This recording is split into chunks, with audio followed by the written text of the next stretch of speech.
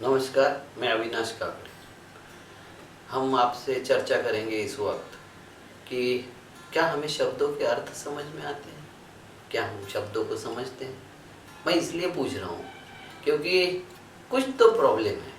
अगर नहीं होता प्रॉब्लम तो हमारे लिए कबीर संत है, रैदास संत है, उसके बाद में हमारे लिए तुकाराम महाराज भी संत है और आसाराम भी संत है। कहीं तो गलत हो रही ना। सबको एक ही पलड़े में तो नहीं तोल सकते हो ना, क्योंकि हमें समझता नहीं, संत का मतलब नहीं समझता, साधु का नहीं समझता, सन्यासी का नहीं समझता। उसी तरीके से हमको जन और लोक का भी अर्थ नहीं समझता। हम एक ही समझते, दोनों ही चीज़ें एक है ऐसा समझते, ऐसा नहीं है। जन से जनता होता और लोक से लोकतंत्र होता है। और जनता होती है भीड़। भीड़ को कोई चेहरा नहीं होता, भीड़ को कोई विचार नहीं होता, भीड़ को कोई आचार नहीं होता। भीड़ को हाका जाता है, भीड़ को दौड़ाया जाता है, भीड़ से कुछ भी करवाया जाता है। भीड़ करती नहीं, मगर लोग सोच समझ के करते हैं। तो लोग और जन जब तक हम नहीं समझेंगे, विस्तार से नहीं समझेंगे, तो हम हर वक्त भीड़ बने रहेंगे। लोग अपने कार्य के लिए स्वतंत्र होते, अपने किए हुए कार्य के लिए जिम्मेवार होते हैं, जवाबदेही होते हैं। जन ऐसा कुछ नहीं होता है। जन ये भीड़ के साथ चलता है और भीड़ के साथ ही मरता है। तो हमें अभी लोक बनना पड़ेगा, पहले तो लोक बनना पड़ेगा। उसके लिए हमको समझना पड़ेगा कि हमारे इसमें तीन और शब्द महत्वपूर्ण हैं। एक होता है जनसेवक, एक होता है लोक नेता और एक होता है जनप्रतिनिधि। ये तीनों के अर्थ अगर हम नहीं समझेंगे तो हम इनके कार्य भी नहीं समझेंगे और इनसे अपेक्षाएं भी हमारा भंग होगा। हमारी सबसे बड़ी पहली भूल ये है कि हम जनप्रतिनिधि को नेता समझ लेते हैं। जनप्रतिनिधि ये नेता नहीं होता, जनप्रतिनिधि जनप्रतिनिधि है। और जनप्रतिनिधि के क्या काम होंगे, उनकी क्या मर्यादाएं होगी, किस तरीके से वो चल सकता है, ये समझने की हमें बहुत ज़रूरत है। हम नहीं समझे तो ऐसा समझ लो कि हमारा जो कुछ हो रहा है अभी लोकतंत्र में वही होता रहेगा। सबसे पहली बात है कि मानवों की 5 क्राइटेरिया है, ये सब इसमें है। पहली क्राइटेरिया है दुष्ट मानव, दूसरी क्राइटेरिया है पशु मानव, तीसरी क्राइटेरिया है मानव, चौथी है देव मानव और 5वीं है दिव्य मानव। ये 5 क्राइटेरिया है। देखिएगा आपको समझ में आएगा कि जो दुष्ट मानव है वह ऐसे मानव हमारे आसपास दिखाई देंगे जो मानव क्या करते हैं कि जितना है सबसे छीन कर अपने लिए ही चाहिए, सब कुछ अपने लिए चाहिए। वो नियोजन पूर्वक सबका छीनते हैं और देने की कि समाज ऋण है, देश ऋण है, हमारे ऊपर कोई ऋण है, ये भी समझ उनमें नहीं होती। मात्र स्वयं के लिए वो सब छीनते हैं। ऐसे दुष्टों को बोलते हैं दुष्ट मानव। दूसरा है पशु मानव।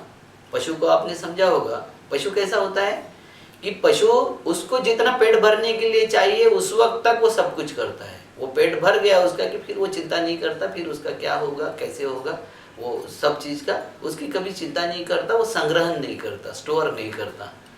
मगर वो देने के वक्त क्या करता है कि जो नेचुरल वे में चला जाए, गोबर चला जाए, गोमूत्र चला जाए, हड्डियाँ चली जाए, मांस चले जाए मरने के बाद, वो दे देता है। उसमें कोई कोताही नहीं बरतता, ना उसकी चिंता करता, क्योंकि उसको सोच नहीं होती। तीसरा है मानव। जो मानव सारे ऋणों का पालन करता है। प्रभु इतना दीजिए जामे कुटुंब समाए, मैं भी भूखा न रहूं, अतिथि भूखा न जाए। ये बोलने वाली, ये समझने वाली संकल्पना, ये मानवीय संकल्पना है। ये मानवीय संकल्पना के साथ हम क्या करते हैं कि हम ऐसा जीते हैं जिससे हमारी सारी जरूरतें तो पूरी हो, मगर दूसरे का भी हम कुछ ना छीने, दूसरे से भी हम कुछ ना छीने, इसका हम ध्यान रखते हैं। हम इस बात का भी ध्यान रखते हैं कि हमारे साथ जो लोग जी रहे हैं, जो जानवर जीव जंतु जी रहे हैं, उनका भी हम ध्यान रखें, क्योंकि वो हमारी जिम्मेवारी है। तो इस जिम्मेवारी के साथ जीने वाले इंसान को हम बोलते हैं मानव। देव मानव कौन होता है? जो अपने जरूरत की चीजें अपने पास रखता है, जितनी जरूरत है उसको उतनी चीजें अपने पास रखता है और बाकी सब बांटने में विश्वास करता है, बाकी दूसरों में देने में विश्वास करता है, दूसरों की सहायता करने में विश्वास करता है। ऐसे व्यक्ति को हम बोलते हैं देव मानव। अपन कभी बोल भाषा में भी बोलते देव मानुष है, देव मानुष मतलब वो ऐसा आदमी है कि दूसरे का भला सोचते रहता है। वो ऐसा नहीं है कि सारा छीनने का प्रबंध करते रहता है। उसके बाद में 5वीं कैटेगरी है दिव्य मानव। दिव्य मानव में राम हो, कृष्ण हो, बौद्ध हो, महावीर हो, यशु हो, मोहम्मद हो, ये दिव्य मानव है। इन्होंने खुद के जीने की कभी चिंता नहीं किया। जो कुछ किया वो समाज के लिए आइडियल सेट करने के लिए किया, समाज का भला करने के लिए किया। उनको जिंदा रखना ये प्रकृति का भी जरूरत है और ये समाज की भी जरूरत है। समाज उन्हें जिंदा रखता है, समाज उनको जिलाने का काम करता है। हम कोई वो अपने लिए कुछ नहीं करते, वो अपने जिंदा रहने के लिए कुछ नहीं करते, मगर समाज के भलाई के लिए हर चीज करने को तैयार होते हैं। अपना सर्वस्व छोड़ने को तैयार होते हैं, अपना सर्वस्व दान करने को तैयार होते हैं, अपना सर्वस्व किसी बात पर लगाने के लिए तैयार होते हैं। ऐसे आदमी को बोलते हैं दिव्य मानव। और ये पांचों कैटेगरी मानव में ही मिलती है और कहीं मिलती नहीं है। हमको ऐसा लगता होगा कि कोई बाहर से आए हुए ऐसे कोई दिव्य आत्मा होंगे, ऐसा नहीं है। चैतन्य चेतना जो होती है वो उसको दिव्यत्व की तरफ ले जाती है। इसको हमको समझने की जरूरत है। अब हम समझते हैं कि इसमें जन सेवक क्या चीज है। तो जन सेवक की पहली जो जरूरत है वो जन सेवक कैसे होगा, तो संवेदनशील होगा। वो संवेदनहीन नहीं होगा, उसको समझ में आएगा, दूसरे का दुख समझ में आएगा, दूसरे का दर्द समझ में आएगा। ऐसा जो व्यक्ति होगा वही जन सेवक बन सकता है। जन सेवक एनजीओ वगैरह जो टाइप के लोग होते हैं या बिना किसी का सहायता लिए जो काम करते रहते हैं, उस टाइप के लोग जो होते हैं कि जिसको उसमें राजनीति कोई मतलब नहीं है, उसको वोट मांगना नहीं, किसी से कुछ सिंपैथी मांगना नहीं, किसी से कुछ हासिल करना नहीं, मगर वो अपने समाधान के लिए, अपने संतुष्टि के लिए, दूसरे के लिए काम करते रहता है। जिसकी बीबी घर में भूखी रहे तो यानी उसको एक बार उसका ज़्यादा चिंता नहीं रहेगी, मगर समाज में अगर कोई दुख होता है, कोई दर्द है, तो उसके लिए वो दौड़ के जाएगा। बीबी को बोलेगा कि हम एडजस्ट कर लेंगे, हम संभाल लेंगे सब चीज़ें, उसके लिए वो बहुत ज़्यादा दुखी नहीं होगा। मगर समाज में अगर दुख दिखाई देते हैं तो उसके लिए वो अपना सर्वस्व लगाने के लिए तैयार होता है। ये पहला गुण है, वो संवेदनशील होता है। दूसरा है वो अपने कार्य के प्रति समर्पित होता है। जो भी कार्य वो लेता है, क्योंकि वो कार्य कैसा होता है कि एक नौकर वाली क्राइटेरिया होती है और एक चाकर वाली क्राइटेरिया होती है। नौकर को 9 बार पुकारने से वो सुनता है और चाकर को 4 बार पुकारने से सुनता है। कोई भी भगवत भक्त जो होता है, किसी भी चीज का जो भक्ति करता है और जो आंखें खुली रख के, अंधभक्ति नहीं, आंखें खुली रख के जो भक्ति करता है, वो कभी भी चाकर बोलता है, मैं इसका चाकर हूँ। चाकर हूँ मतलब 4 आवाजों से ही मैं सुन लूंगा और उसकी भावनाओं को समझ के ही मैं उसके लिए कुछ करूंगा। ये समझने की जिसमें कुवत होती है वो जनसेवक होता है और वो जनसेवा के लिए अपना सर्वस्व समर्पित करता है। उसकी क्या अपेक्षा होती है, जो भी काम आदमी करता होगा तो वो भी कुछ अपेक्षा तो रखता ही है ना समाज से, कि नहीं रखेगा। तो समाज से उसकी अपेक्षा होती है कि उसके काम को प्रसिद्धि मिले, उसको लोक मान्यता मिले, उसके बाद में उसके जरूरत का पैसा उसको प्राप्त होता रहे, चाहे समाज से प्राप्त हो, चाहे ये सरकार से प्राप्त हो, चाहे किसी और विधा से प्राप्त हो, मगर वो पैसा प्राप्त होते रहे और उसका चलता रहे, चरितार्थ भी चलता रहे और जनसेवा भी चलती रहे, ये उसकी अपेक्षा होती है। और ये करते हुए उसको ऐसा लगता है कि समाज ने मुझे रिकॉग्नाइज करना चाहिए, समाज ने मुझे मान्यता देनी चाहिए, ये एक माफक अपेक्षा और होनी भी चाहिए। उसकी उद्देश्य पूर्ति क्या होती है, कैसे समझता है कि ये फलित हो गया, इसको समझ में आ गया कि हाँ भाई मैं सफल जनसेवक हुआ। तो वो जन सेवा में जब सत्ता और जन मतलब समाज, इसके बीच में बिचौलिए का काम करता है। जो सफल बिचौलिया का काम करेगा, जो सफलता से सारी चीजें पहुंचाएगा, सारी चीजों को, जो कमियां हैं, जो प्रशासन में कमियां हैं, जो शासन में कमियां हैं, जो संसद और विधायकी में कमी है, उस कमी को पाट के जनता के साथ में जो टच निर्माण करेगा, जो जनता के बीच में बिचौलिया का काम करेगा, वो उत्कृष्ट जनसेवक समझा जाता है। जो जन शिक्षा का भी काम करेगा, जो जन प्रबोधन का भी काम करेगा और आर्थिक, सामाजिक और शैक्षणिक मदद के लिए वो हर वक्त अग्रसर रहेगा। उसको समाज की सारी विधाएं समझ में आती है और विधाओं में सबका विकास हो, उस विधाओं में सबको सब प्राप्त हो। तो ये जो ज्ञानेश्वर महाराज का पसायदान है, जो जे वांछिल तोते लाहो प्राणी जात, इस विधा पर चलने वाले व्यक्ति को कहते हैं जन सेवक। अब हम देखते हैं कि जनप्रतिनिधि, ये जनप्रतिनिधि समझने की बहुत जरूरत है, उसको ठीक से समझ लो। ये जनप्रतिनिधि से हमें अपेक्षा होती है, नेताओं से हमें क्या अपेक्षा है, जनप्रतिनिधि मतलब जिसको हम अभी नेता बोलते, तथाकथित नेता बोलते, वो नेता नहीं है, जनप्रतिनिधि है। उसके ऊपर बहुत सारे बंधन है। ये दोनों का फर्क जब समझेंगे तो आपको विस्तार से समझ में आएगा। पहला तो जनप्रतिनिधि के प्रति हमारी कंप्लेंट क्या है अभी, अरे ये तो संवेदनशील नहीं है यार, ये हमारे दुख को नहीं समझता है, ये हमारी बात को ही नहीं समझता है, और बात ही नहीं समझता तो ये हमारे लिए कुछ क्या करेगा, कैसे करेगा, ये हमारी कंप्लेंट है कि नहीं। तो वो जनप्रतिनिधि हम चाहते हैं संवेदनशील हो। कल तक जो व्यक्ति, हमने एक तरफ बोलते हैं कि राजनीति अच्छे लोगों का काम नहीं है, मतलब कोई स्थान तो रिक्त रहेगा नहीं, बुरे लोग आएंगे उसमें, और कल तक जो बुरा था हम वोट दे के उसको जैसा जनप्रतिनिधि बनाते हैं तो हम अपेक्षा करते हैं कि वो एकदम अच्छा हो जाए। ये चमत्कार तो हो नहीं सकता। तो पहली बात तो हमें ये त्यागना पड़ेगा, हमें ये समझना पड़ेगा कि राजनीति अच्छे लोगों का काम है कि नहीं है, इससे ज़्यादा कि राजनीति अच्छी होनी चाहिए कि नहीं होनी चाहिए। अगर राजनीति अच्छी होनी चाहिए तो हमारे समाज का अच्छा आदमी वहाँ पहुँचना चाहिए। अगर हम ये रट लगाए बैठेंगे कि राजनीति अच्छे लोगों का काम नहीं है तो वहाँ अच्छे लोग कभी पहुँचेंगे नहीं, वहाँ माफिया पहुँचेंगे, गुंडा लोग पहुँचेंगे, वहाँ जो लुटेरे हैं वो पहुँचेंगे, जहाँ वो मैनेजमेंट करते हैं, मिसमैनेजमेंट करते हैं, ऐसे लोग पहुँचेंगे। तो हमें हमारा आत्मनिरीक्षण करने की जरूरत है, हमारे खुद का निरीक्षण करने की जरूरत है।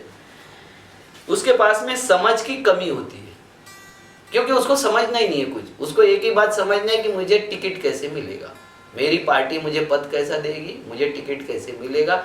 तो जिस पद से उसको सफल होने का एहसास होता है, वो पद पाने के लिए जो पद देता है उसकी वो चाकरी करेगा, नौकरी करेगा कि नहीं करेगा, करेगा, जरूर करना चाहिए, क्योंकि कोई भी व्यक्ति कोई भी काम असफल होने के लिए नहीं करता। तो सफलता की पार्टी तंत्र में कुंजी क्या है कि पार्टी अध्यक्ष को खुश रखा जाए, पार्टी अध्यक्ष जैसा चाहती है वैसा किया जाए। उसको ये नहीं करना है कि जनता क्या चाहती है। वो कहते तो हम उसको जनप्रतिनिधि है, मगर वो पार्टी का प्रतिनिधि होता है, वो नुमाइंदा है पार्टी का।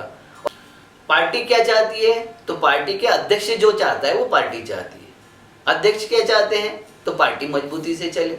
मजबूती से कैसे चलेगी, तो उसको फंड चाहिए, उसको भीड़ इकट्ठा करने वाले लोग चाहिए, जो लोगों को जन बनाए और जन को जनता करके आपके पास में दौड़ा दे, ऐसे लोग चाहिए। तो वो जो बोलते हैं वैसे पार्टी का जो मुखिया होता है उसको सुनना पड़ता है। तो इसीलिए आपके काम प्रायोरिटी में नहीं रहते, उनके काम प्रायोरिटी में रहते, वो उद्योगपतियों के, वो काले धन वालों के, वो जो ऐसे लोग हैं, माफिया लोग हैं जो उनको धन मुहैया कराते, उनको प्रायोरिटी देना उसकी प्राथमिकता में आता है। जनप्रतिनिधि कभी लोक प्रतिनिधि नहीं बनता, वो इसी वजह से नहीं बनता है क्योंकि लोगों से ज्यादा उसको चिंता क्या रहती है कि पार्टी क्या कहती है, पार्टी का जो घोषणा पत्र है वो क्या कहता है। और घोषणा पत्र भी एक बार भूल जाते हैं, क्योंकि घोषणा पत्र ये आजकल तो ऐसा हो गया कि मूर्ख बनाने का साधन हो गया, उसको भी भूल जाते हैं हम याद क्या रखते हैं कि पार्टी का अध्यक्ष क्या बोलता है, पार्टी की जो स्टेयरिंग कमेटी होती है वो क्या बोलती है, पार्टी के वक्त बेवक्त आने वाले संदेश क्या बोलते हैं, इसी के ऊपर वो अपना पूरा का पूरा कंसंट्रेशन करता है। उसको जन समस्या समझने की जरूरत नहीं है, जनता क्या चाहती है समझने की जरूरत नहीं, क्योंकि जनता ने नहीं चुना उसको किसने चुना है, पार्टी ने चुना है। पार्टी ने उसको सिंबल दिया, पार्टी ने सिंबल दिया इसलिए जनता ने वोट दिया, लोगों ने वोट नहीं दिया। वो लोक प्रतिनिधि कभी बना नहीं, वो जनप्रतिनिधि बना। और जनप्रतिनिधि जो बनेगा वो एक अपना उसका दायरा होगा, उस दायरे में वो काम करेगा।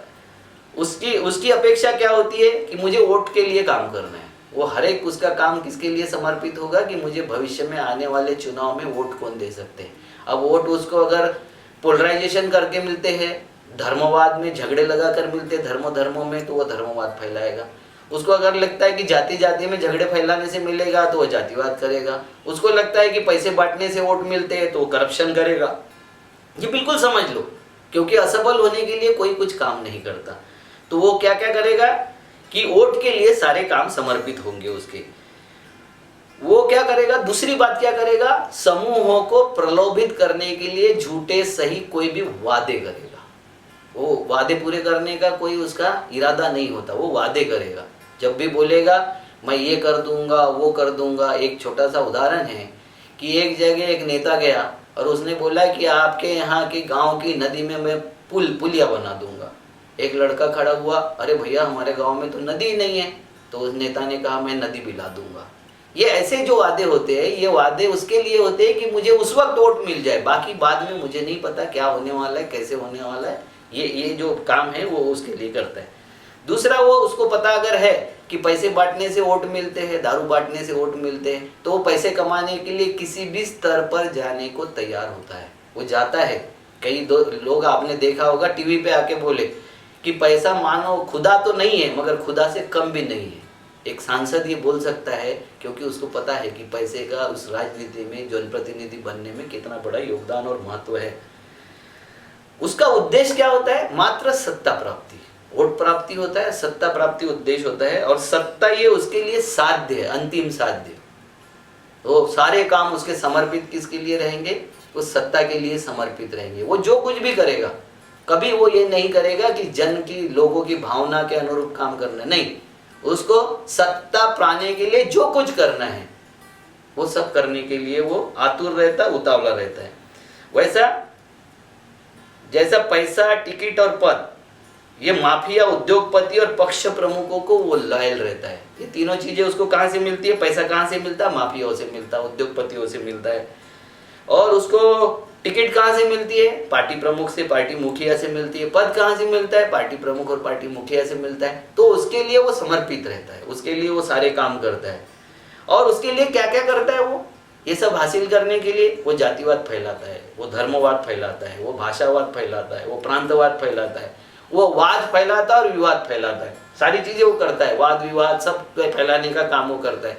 शांति और अमन अगर उसको वोट देने के लिए काम आएंगे तो वो भी फैलाएगा, मगर आज के तारीख में उसको वाद और विवाद, यही उसको पोलराइजेशन का एकमात्र साधन दिख रहा है, तो वो वाद और विवाद पैदा करने का काम करता है। वो और क्या करेगा? सत्ता, संपत्ति और टिकट के लिए ही कार्य करेगा। मैंने पहले ही बता दिया कि इसी बात के लिए वो कार्य करेगा। उसके जो प्राथमिकता की श्रेणी में लोगों को द्वितीय स्थान है। लोग जो होते हैं उसके इसमें क्राइटेरिया में या उसके प्रायोरिटी में दूसरे स्थान पर होते हैं, वो पहले स्थान पर नहीं होते हैं। पहले स्थान पर मैंने अभी बताया आपको कौन कौन लोग होते हैं और किस लिए होते हैं, आपको बता दिया।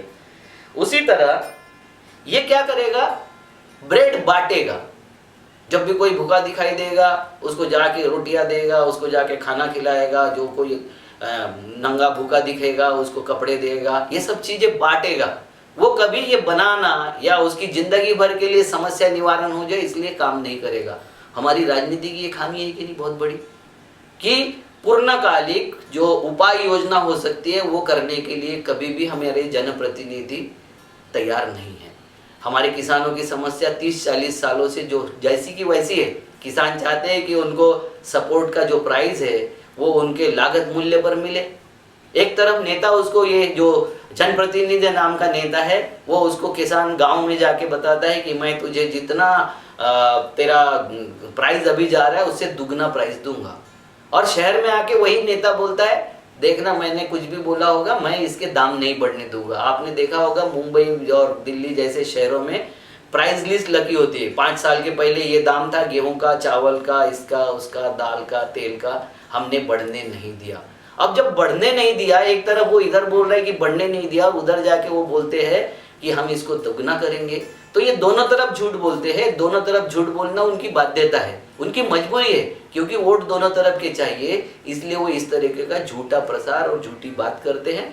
और ये मैं एक बात और बता देता हूँ आपको कि झूठ जो बोल रहा है उसको भी पता है और जो सुन रहा है उसको भी पता है कि बात झूठी है, तो वो झूठी नहीं होती। यही चल रहा है वर्तमान शासन।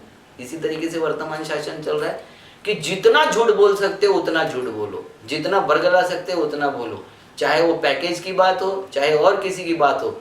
इन लोगों के पहले भाषण निकाल के देख लो और अभी के भाषण निकाल के देख लो, आपको हंसी थमेगी नहीं, इतनी हंसी आएगी। इस तरीके से कंट्रोवर्शियल स्टेटमेंट देने का काम ये जनप्रतिनिधि करते रहते हैं। अब हम बोलते हैं नेता। नेता किसको बोलेंगे हम? क्या रहेगा नेता? तो नेता ऐसे चीज है जो संवेदनशील होगा। पहला क्राइटेरिया है जो संवेदनशील होगा, उसको संवेदना रहेगी। क्योंकि कोई भी दुखी आदमी उसके पास में गया तो उस दुख की तीव्रता समझने की ताकत जिसमें नहीं होगी वो नेता नहीं बन सकता। जनप्रतिनिधि बन जाए, जनसेवक बन जाए एक बार, मगर वो नेता नहीं बन सकता। नेता बनने के लिए उसमें संवेदनशीलता की जरूरत है। संवेदनशीलता के बाद में समझदारी की जरूरत है कि सामने वाला आया था, उसको ये दर्द है, ये दर्द का निवारण कैसे होगा, इस दुख का निवारण कैसे होगा, ये समझने की उसकी कैपेसिटी होनी चाहिए। तो समझदार भी होना चाहिए। और तीसरी बात, अब उसके पास में दर्द उसके पास में आया, उसको दर्द की जानकारी हो गई, उसको समझ में आ गया, उसके उपाय समझ में आ गए उसको कि ये कैसे निवारण होगा। वो निवारण करने के लिए उसका कमिटमेंट चाहिए। वो कमिटमेंट अगर नहीं है तो नेता नहीं बन सकता। वो उसका काम है कि वो कमिटेड हो, उसका व्यक्तित्व न्यायपूर्ण हो, अन्यायकारक नहीं। वो ये मेरा है इसलिए ये निर्दोष होगा और ये दूसरा है इसलिए ये दोषी होगा, ऐसा समझने वाला नहीं होना चाहिए। एक बार अंग्रेजों ने बोला था कि कुछ कम्युनिटी है इस देश में जिनका चरित्र न्यायपूर्ण नहीं है, और वहीं दुर्भाग्य से सब जगह नेतृत्व कर रहे हैं आज देश में। वो जिनका न्यायपूर्ण चरित्र नहीं होगा वो नेतृत्व कैसे कर सकते हैं? उनका चरित्र नहीं है वो न्याय करने का, इसलिए नेता न्यायपूर्ण होगा वही नेता बन सकता है। उसी तरह उसका व्यक्तिमत्व जो होगा वो अभ्यासपूर्ण होगा, हर बात की उसे जानकारी होगी। ये जानकारी कहाँ से आती है उसको? तो वो जितने लोग उससे मिलने आते हैं हर एक से वो कुछ ना कुछ समझता है, खुद का आकलन करता है। जो भी बात उसको समझ में आती है उस बात को वो अपने तराजू पर तोलता है, अपने कस पर तोलता है, और उसके बाद में वो निर्णय लेता है। तो उसका एक अभ्यास होता है, हर बात के लिए उसकी स्टडी होती है, वो अभ्यासपूर्ण होना चाहिए। उसके बाद में दूरदृष्टि होनी चाहिए।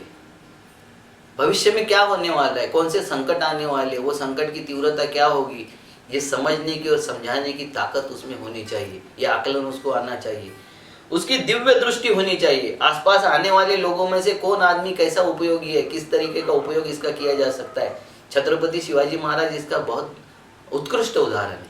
छत्रपति शिवाजी महाराज ने हर एक व्यक्ति से उनके स्वराज्य के लिए, रहता के राज्य के लिए वो काम करवा दिया जिनसे कोई अपेक्षा नहीं की जा सकती। ऐसे ऐसे लोगों से महापराक्रम करवाने का काम छत्रपति शिवाजी महाराज ने किया, क्योंकि उनमें दिव्य दृष्टि भी थी और दूरदृष्टि भी थी। उसी तरह उसका समर्पण भी होना चाहिए, समर्पित होना चाहिए। वो अपने कार्य के प्रति, अपने काम के प्रति, जनता के प्रति, उद्देश्य के प्रति वो समर्पित भी होना चाहिए। अगर समर्पित नहीं है तो बाकी सारे गुण किसी काम के नहीं है।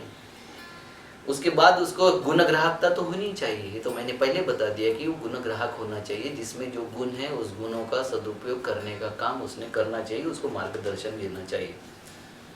अब जनसेवक से क्या अपेक्षा है हमारी? कि वो लोक समूह बनाए, जनसमूह नहीं, लोक समूह बनाए। लोग कैसे होंगे? प्रशिक्षित होंगे। लोग कैसे होंगे? जागरूक होंगे। लोग कैसे होंगे? जो भविष्य का नियोजन कर सकते होंगे, भविष्य का आकलन कर सकते होंगे, उन्हें लोग बोलोगे ना, वो लोग है। नहीं तो फिर तो जनता है, भीड़ है। तो लोगों का निर्माण करने का काम उनको करना चाहिए। उसके बाद में आने वाली आपदा का आकलन उसको होना चाहिए।